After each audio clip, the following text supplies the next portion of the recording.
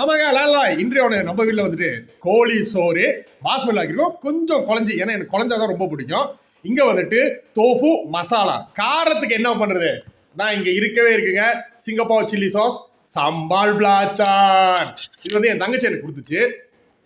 சாப்பிட்டு பாரு, செம்ம உரப்பா இருக்குங்க. நமக்கு தான் உரப்பு, நான் உசுராச்சேன். இதெல்லாம் சாப்பிட்றதுக்கு முன்னாடி இங்க வந்துட்டு பூண்டு சூப்.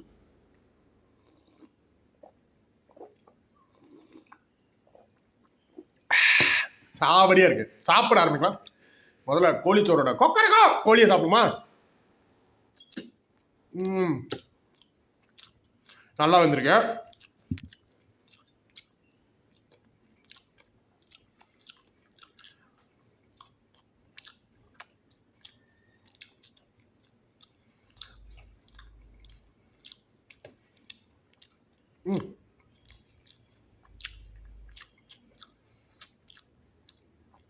சாவடியா இருக்கு.